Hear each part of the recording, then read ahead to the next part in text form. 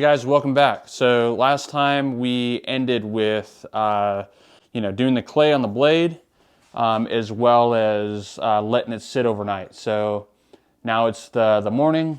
This is nice and hard, nice and dry. One of the things too that you can tell right here is if you look at the clay itself, it's actually pretty light colored steel. There are times when I dry the clay and with the heat gun, and it's actually still quite brown, almost as if it burned it. So there's definitely a difference in look, and I think that attributes to the difference in what would you say, durability of the clay, like, and sticking to the blade itself. But before we get too far into continuing with this blade, I wanted to give you some of the sources of information that I had promised from the first episode. I get super wrapped up and excited about hamons, so there are times that I forget to mention things or small details that I tend to I've been doing it long enough where some of the smaller details are just kind of natural for me to know, and I don't really think about mentioning them. So I'll try covering some of those things that I feel that I left out the first episode. All right, first I wanted to talk about in-person classes. I had mentioned Greg Sims from GC Knives in the first video and how his work inspires me. Well, I actually had the incredible opportunity to go down to his shop and learn in person how to do hamons. Now, when I initially went there, I was not a stranger to hamons. I'd been working on trying to figure out hamons and trying to control them for about a year prior to going, and I still, I thought I knew about hamons. I knew nothing, or I found out I knew nothing. So it was completely humbling. And honestly, there's a lot of stuff that I had been doing it was working counterproductive to what I was trying to accomplish. So had I known about this class and taken it much earlier, I would have saved myself about a year's worth of frustration, to be where I'm at now. Now, I'm not saying my hamons are perfect by any means. Like, even after having the class, there are still tons of experimenting and tons of work that you got to put into it to get the results that you want. So I'm still working, my ass off trying to emulate, Greg Sims. So Greg Sims has an Instagram account at GC Knives. I'll put a link in the description so you can get a hold of him, but he does a hamon class a couple times a year. It's at his personal shop in New York, Millbrook, New York. And obviously this is subject to change, but when I went there, it was a 3-day class, and I want to say it was $600 to $800. It was one of those two prices. I can't remember what the exact price was, but even if it was $800, that is ridiculously cheap for the amount of information that you're getting, the frustration that you'll save, the time that you'll save, because as you know, time is money. So, I mean, you can easily make that back in a single knife. So I'll show you a picture of a knife that I just sold recently that I did with a hamon, and I sold it for $600.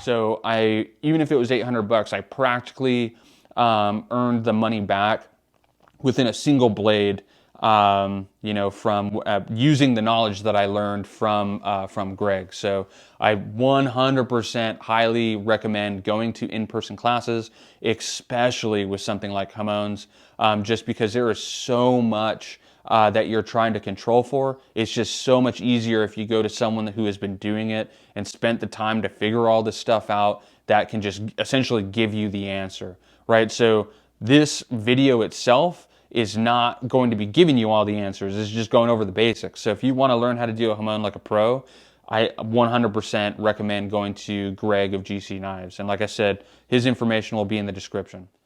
Also, there are CDs that you can get. I know CDs, it's like what, those aren't really used anymore, or DVDs rather. Laptops are not even really coming with CD-ROMs anymore, or DVD players, but that's still the format that these are in. They're by Sorells. There's plenty of places you can get them online if you just Google Sorells hamon. He has one called Making Hamons, and then the other one is Hybrid Polishing.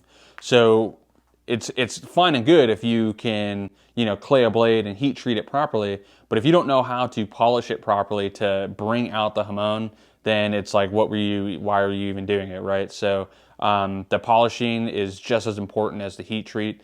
So not so much in the function of the knife, obviously, but in the aesthetics of the hamon itself. So I highly recommend Walter Sorells' instructional videos as well. If you are unable to travel to New York or something, then that would be another option. All right, so we're going to be heat treating the knife with an even heat oven. Now, I know that everyone doesn't have this. You can do this in the forge. However, it takes a lot more experience when it comes to understanding the color that you're looking for. Also, if you don't have a thermocouple within your forge, which there are forges that are set up for that, it also makes it a lot more difficult. So we're going to be using the even heat heat treat oven. It's not the preferred method. Actually, two of the best people that I know that do hamons don't use a heat treat oven. J-Ball Knives and Greg, they don't use a heat treat oven for their hamons because they're experienced enough to be able to see the color. They have thermocouples. And the nice thing about that is you're able to see the blade. You're able to see your work. These things right here are awesome, right? But they're not perfect. So even though, it's saying a specific heat and there is a thermocouple in there, the coils in there they heat inside here. It's not perfectly evenly heated, even though it is in the name, right? It's a great piece of equipment, but for hamons, like I was saying, consistency is everything. And so being able to see your work in a forge, being able to see that the blade is a completely even color throughout is extremely important. However, like I said, this is going to be doing basic hamons. We're not looking to do a specific pattern. We're just trying to get an interesting pattern, based off of the basic information that'll allow you to do that, right? So I get my W2 steel from New Jersey Steel Baron, and we're going to go ahead and I'll show you the sheet here in a second. That'll show you the recommended heat treating what would you say, information. So here it is.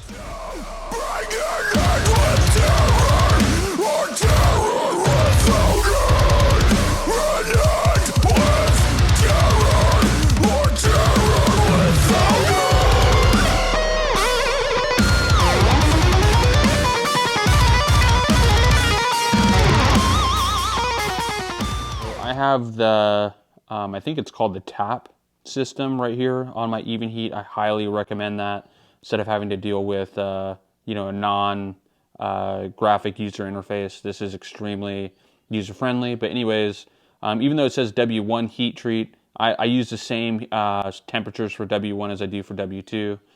So we're going to go ahead and click this. Actually, I'll show you right here, edit the schedule. So this is the data I'm going off of. 1450, hold time of 15 minutes. So the sheet shows that you want to have it between 1450 to 1475. Now, having the temperature at the lower end of the recommended range is going to serve us well for a couple reasons. One, the hotter that you make your knife, the bigger the grain structure is going to become. So having whenever you're heat treating your knife, it's always best, it's a better practice to quench your blade at the lowest temperature possible to get the required hardness that you want. Okay, so in this case, we're going to be going at 1650. All right. Also, I found, and that's not true for all cases, which, like I said, it gets complicated, but with how we set up our clay and the thickness of our blade, I've found that with this, having or doing the quench at a lower temperature allows us for a better chance to have a consistent hamon line, right? Consistent with our clay layout. So who knows how this is going to go down? There's other things that I'm going to talk about here in a second that'll factor in, like oil temperature. But I'm going to pull up we're going to use Parks 50 to quench it. That's, W1 is a shallow hardening steel. So using something like water or Parks 50 that is similar to water is preferred. And I'm going to go ahead and pull up the sheet on that so you guys can see the recommended temperature for the oil. in the night, never sleep again in the night. All right, so now you saw that from 50 degrees to 120 degrees is the recommended temperature. When it comes to this, I typically have mine at around 75 or 80 degrees just because that's faster for me to get to than 120 degrees. And as you saw on that picture, it works just as effectively at 50 as it does at 120, even though it's recommended at 120. So we're gonna go ahead with 80 or 90 degrees. I'll show you, I have this right here. It is a laser thermometer, I guess. I'm sure this has an infrared thermometer. That was close. I use this to shoot into my oil and to monitor the temperature. And you'll see once because right now the heat treat oven is heating up. That's going to take a little bit. I have my even heat runs off of 120, which was a big mistake. That's something that I actually recommend as well, is if you're going to get into this seriously and you're going to be using stuff like a press or a power hammer or anything like that, you're going to want to have access to 220, which I do now, but I didn't prior to getting that heat treat oven. So now I have to deal with a higher electric bill, and it takes forever for it to heat up. I should have just got the heat treat oven that ran off of 220, because it takes me about 45 minutes to almost an hour sometimes, depending on the ambient temperature in the garage, for it to raise up to the 1400 degree range. Now, one of the things that you want to consider as well is don't just stick your knife in the oven right when you turned it on, right? Like, the longer that you have it in there and the longer that it's slowly ramping up in temperature, the more scale it's going to build up. So, and I don't know if this is true, so don't quote me on this, but the way I feel is it also builds up a higher decarb layer. So that's obviously something that you do not want on your blade if you can help it. And I'll tell you why here in a second. But what I'll typically do is if I'm doing the temperature at what would we say 1450, then what I do is I'll wait until it's at around 1400 and I'll stick the knife in there. And actually what that's going to do is your knife is going to act as a heat sink. So it's going to lower that temperature. It'll ramp back up. And by the time that, it's at the temperature that we want, the blade will be really close to being at that temperature. And then you have a 15-minute soak time. So it'll be well within that range and be soaking at that range, for a good amount of time. So it's worked for me. That's typically what I do. And I get practically, I'm very, very rarely get a decarb layer that I have to grind through. All right, the thing that I said that I would talk about in a second is a lot of the Ashy, or like the wisps in a hamon, they're typically like a surface phenomena. So what I mean by that is if you start off with a super thick blade and you do a hamon on it, and then you have to grind away a ton of steel, you're actually going to be getting rid of a lot of that Ashy. Which is not, some people want that, but most people that do hamons, like, they want the activity, right? So what you want to do is you essentially want your blade ground to as close to your final dimensions as possible, which is why I was saying that, like, I took mine to about 1.5 millimeters at the edge thickness, and there's a reason for that. I convex all my edges, and on hunting knives, I'll convex it and then bring that convex all the way to the top of the bevel. So it works for me with the geometry that I'm trying to go for. But say with something like a chef's knife that I'm doing a hamon on, I take that as thin as I'm comfortable with, probably to that like 0.5 millimeter, or even sometimes even lower than that. And this is where that whole decarb, not having decarb, is really important. Decarb being that that it's a small layer of like carbonless steel, so it's bad steel. It's not good, and you need to get rid of it. So if you don't have that decarb layer, or so little of it that when you just grind the scale off of the blade, it's not there anymore, then you're going to keep more of your Ashy on top of having no decarb. So that's really important to consider. All right, so now it's time to heat the oil. I'm going to use my matte torch, and I just simply set it up. I have an old mortar can that I got from work. So this works out really well because it's steel and just heats the steel, and then obviously through convection, the oil itself. Then I use the infrared thermometer just to monitor the temperature.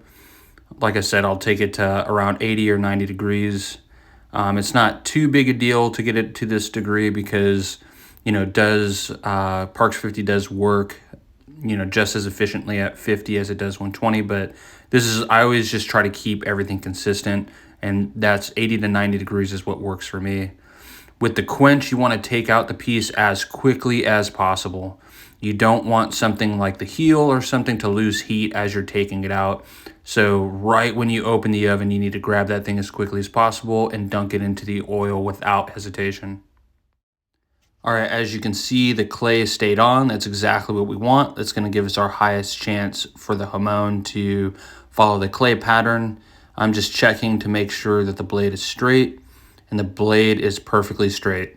We didn't have any issues, and you shouldn't if your normalization cycles are done properly. So now I'm going to sandblast the blade, and just like I did from before, it's not necessary, but this is a good way for you to check the hamon, and see where the hamon pattern is instead of grinding into the blade and getting rid of material just to find out your hamon didn't do what you wanted it to do and you have to reheat treat it. And as you can see, the media from the sandblaster created two different textures for the soft and harder steel. And what's really nice is it pretty much followed our hamon line, or our clay pattern rather, which is a good thing. The one thing that you can't see right now is the Ashy. That doesn't tend to come out with the sandblasting. When I grind the blade, we'll actually see what the actual hamon is going to look like. And as you can see, the blade is perfectly straight. All right, so I sanded the bevel with a 220 grit belt, and it reveals the actual hamon line. So it came out really awesome. One of the things that I'm going to do now is I'm going to convex the edge, and then we're going to temper it. And I'll typically temper my hunters at 350 for 2 hours. All right, now that the blade is convex, I'm going to go ahead and throw it in the tempering oven at 350 for 2 hours. I only temper my hamon blades once. Doing it twice will get rid of some of the hamon. Once it's done tempering, then we'll get to the hand sanding and the polishing. So I'll see you next time.